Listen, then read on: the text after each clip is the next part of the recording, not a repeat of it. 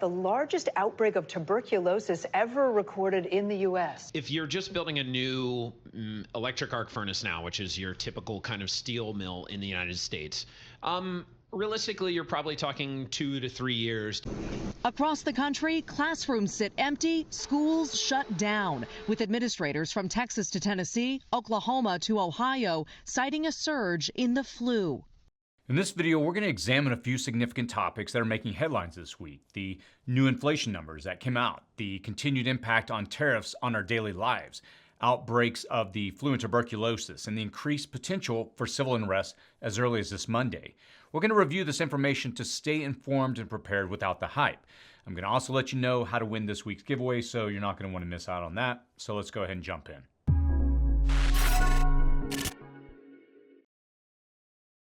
If you're new to this channel, my name is Chris, and on this channel we discuss emergency preparedness, aka prepping. Now, these news-centric videos that we do here on Fridays are here to help you understand the upcoming changes so you can prepare accordingly. And I'm going to share with you a range of possible hurdles in our collective future, from disease outbreaks and power outages to major shifts in government policies. And before we get to the news, I want to let my subscribers know that the City Prepping community is going to close today. We've been building the community for over a year, developing new content and features. And we do monthly live streams, and each month we focus on a specific topic. And this month on the channel and in the community, we're covering food storage, and we're going to be launching a new in-depth food storage course in the membership area at the end of this month. There are many more in-depth materials, there's guides, there's courses, and a welcoming community that's all focused on preparing for whatever the future may bring. I hope you'll check that out before the doors close today, and I'm going to put a link in the comments and description section below if you want to join. So let's go ahead and cover the news. Inflation.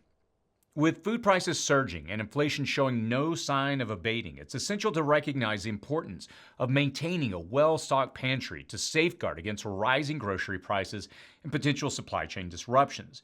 Now, the United States inflation surged to 3% in January of 2025, just last month, marking its highest since June of 2024. Now, this unexpected increase has caught economists off guard, as they had projected a more modest rise. Escalating costs in the food and energy sectors primarily drive the spike in inflation, and you may see that in your utility bills and grocery store. Now, that being said, it's still important to put this into perspective. It's an increase that, at this point, is only slightly higher than was predicted. Compounded by avian flu, egg prices rose 15.2%, prices rose for meats, poultry, fish, non-alcoholic beverages, and dairy products. Gasoline prices increased 1.8%, while natural gas costs 1.8% more as well. Prescription medication prices jumped by a record 2.5%, and hospital services increased by 0.9%. Now, the cost of motor vehicle insurance soared 2%. It's not all food and energy by any means. Core inflation, which excludes volatile food and energy prices, also climbed to 3.3% annually, up 3.2% in the previous month. In short, the price of nearly everything seems to have gone up so far this year.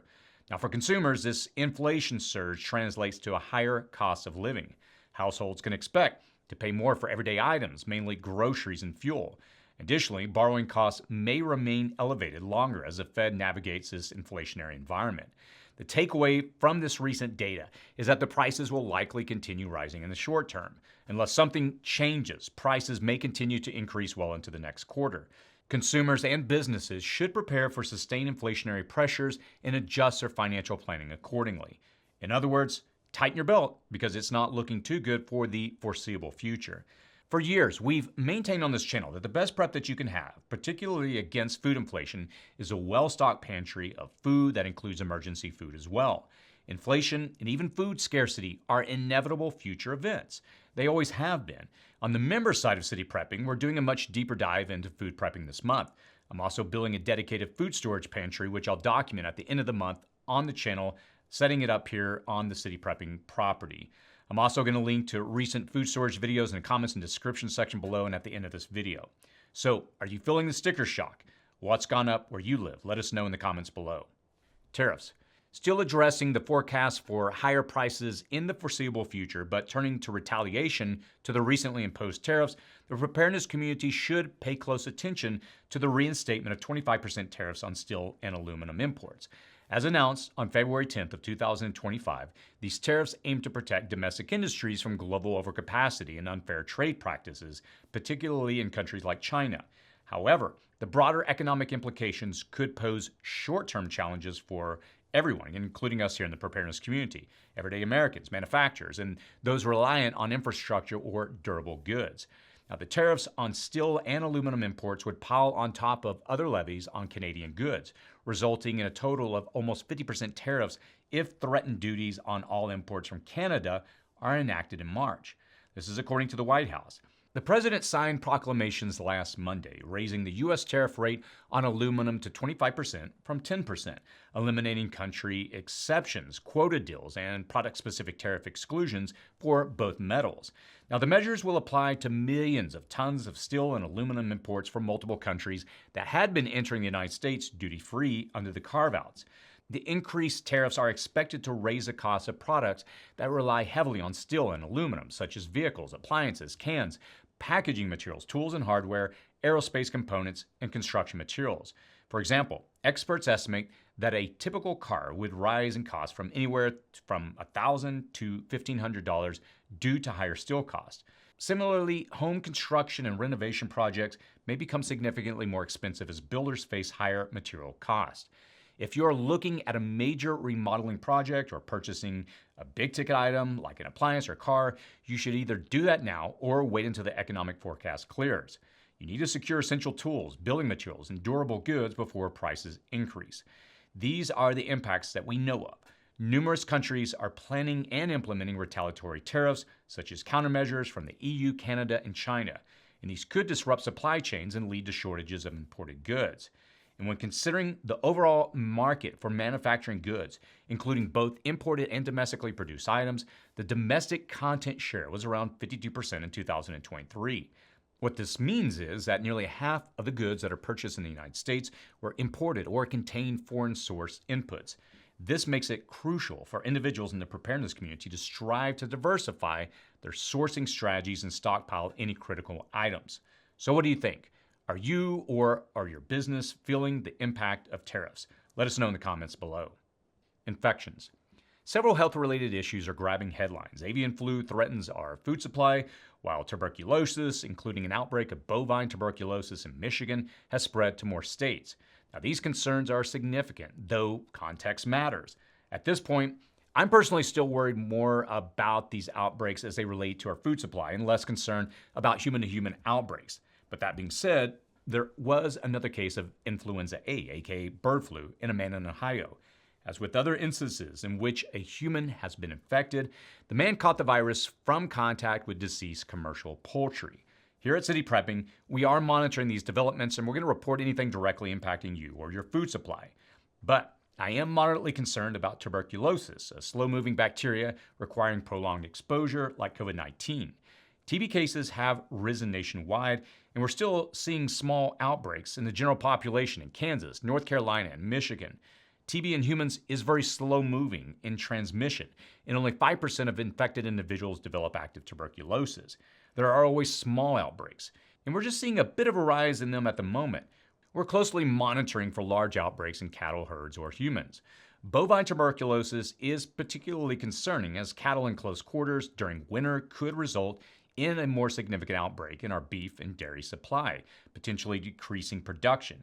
And as with humans, cases of tuberculosis in cattle, they're not out of the ordinary. We're watching for indications of a more significant outbreak. So for your safety, we are advising practicing basic protocols, whether that's wearing masks in high-risk areas, ensuring good ventilation, and recognizing TB symptoms. You want to avoid prolonged contact with active TB cases, maintain a healthy lifestyle, and stay informed about local TB trends to protect against this public health threat. Now, TB is less contagious than the flu or cold, requiring more prolonged exposure. And these safety protocols will also help keep the flu at bay. The U.S. flu season is experiencing its highest levels in 15 years, and some suggest it may be deadlier than COVID-19 in certain areas. The United States is experiencing what's being referred to as a quademic of respiratory and gastrointestinal illnesses that have been circulating: flu, COVID, RSV, and norovirus. Seasonal influenza, not to be confused with bird flu. Now, unfortunately, there is a lack of clear communication from government agencies as they remain under review. And this raises serious concerns about the known extent of the situation and the appropriate response when we are deprived of studies and research and left to sensational news and word of mouth. And while none of these issues may warrant extreme concern individually, their combined impact underscores the need for preparedness and vigilance. The emergence of HMPV in the United States, which contributes to hospital overcrowding, further complicates the health landscape. We know it's here, but health facilities are not explicitly testing for it, and we're not getting any numbers from the government health agencies. All of these illnesses and outbreaks that I mentioned here, they're a big question mark. So I advise everyone to stock up on their over-the-counter medications and build a sort of sick kit for themselves containing electrolyte solutions, essential symptom-treating medicines, disposable gloves, N95 masks, and sanitizing wipes. You want to probably consider stocking up on basic medical supplies. You want to practice good hygiene habits and stay informed about local health conditions to make informed decisions about their health and safety. So what do you think? Are you seeing any significant outbreaks of anything in your area? Let us know in the comments below. Civil unrest. Now, I try to warn you whenever I see a potential disaster, man-made or natural, that might come your way. In this coming week, we have to include the potential for civil unrest again. The 50501 group, which opposes the current administration's policies and what they consider to be violations of the Constitution, has several nationwide protests scheduled on President's Day this coming Monday. And there may be one near you, and these won't always be confined in and around federal and state buildings. And while I don't fear violence or destruction from these groups in particular, that isn't to say that there won't be the potential for traffic disruptions or even altercations with counter groups. We remain a nation that is deeply divided. And whatever your political persuasion is, please be cautious this President's Day. Because it's a holiday, many more people will have the day off from work, so I expect crowds at these protests, they're going to probably be larger than usual. And this could be nothing, or it could easily explode into something more significant. So what do you think? Are you planning on attending one of these events? Tell us what you think about it in the comments below. Giveaway. This week's winner is going to receive a ReadyWise 72-hour food supply. All you have to do to participate in the giveaway is just simply comment on this video, give it a thumbs up, and complete the giveaway form linked in the description section below. And you have to complete the form to be eligible, as that's how we randomly pick a winner and contact you. This information is only accessible to our team here. And what we'll do is we'll use a random selection tool and we'll choose a winner from the entrance and reach out to you via the email that you provided on the submitted form. So congrats to our last giveaway winner for the 2-pack of water filter straws, Lala Forbes. We'll get that sent right away to you. I hope you enjoyed the new background that we have, by the way. I've got a setup here where we can change the background to different settings. So today I've got a river running behind me. Well, what I want to do is, like I always do on these videos, I try to end with a word of encouragement. And, you know, it's in these uncertain times that I really want to remind you that preparedness, it's not about fear, but it's about empowerment. Whether we face these issues like we are now, whether it's inflation, whether it's economic instability, and even the potential for civil unrest, these things, they can all feel overwhelming. But by taking proactive steps, what we do is we position ourselves to really navigate these challenges, and it gives us confidence and it gives us resilience. As I always tell people, it's the times of uncertainty when I don't know what to do, when I haven't prepared, that's what gives me anxiety. But when I have a plan and I practice it and I've implemented it, I feel confident. I may not always, know exactly what to do, but I know that I can get through it. And history has shown us that those that plan ahead, those that stay informed and build strong communities, those are the ones who endure and they thrive. And this is not a time to panic, but it's a time to strengthen our resolve, to refine our strategies, and to stay hopeful. I'll acknowledge something here.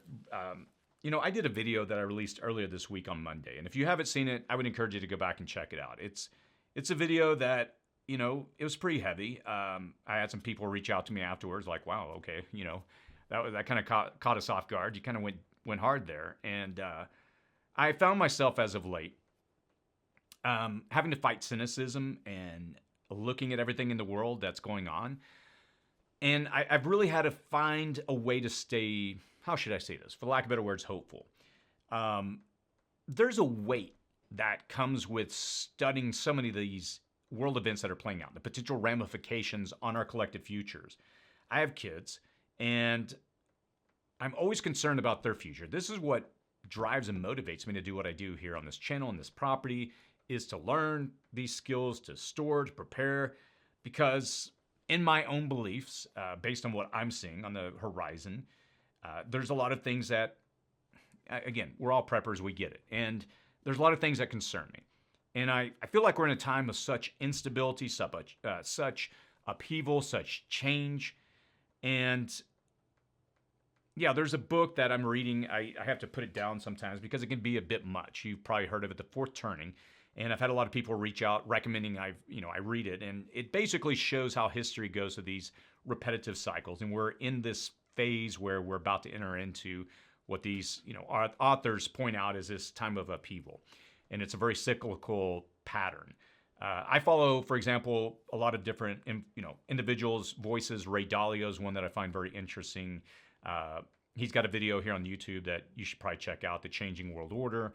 And when you start studying and you look at these things, you can see the patterns. And it doesn't cause me to be afraid, but it causes me to realize the times that we're in and to learn and to take preparedness serious.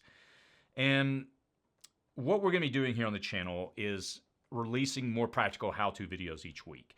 I'll be honest with you, at the beginning of the year, toward the end of the year, I got tied up with a lot of administrative work. I traveled, and typically we always try to get a how-to video out this week, and I didn't for about a good month. And a lot of people pointed out here recently, where did those go? And I'm sorry. I'll do better. I'll put it that way, because I want to give you hands-on as much as possible and show you the practical elements of preparedness. And again, we're going to roll those back out. So I just want to finish by encouraging you.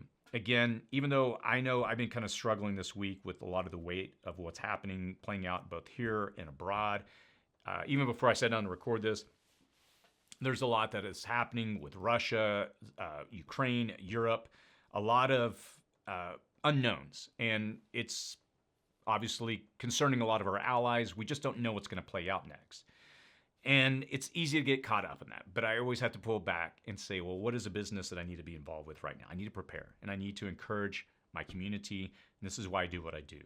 Because, I feel, for lack of better words, a weight, a burden of taking what I'm seeing and the gift that I've been given to teach, because I love teaching.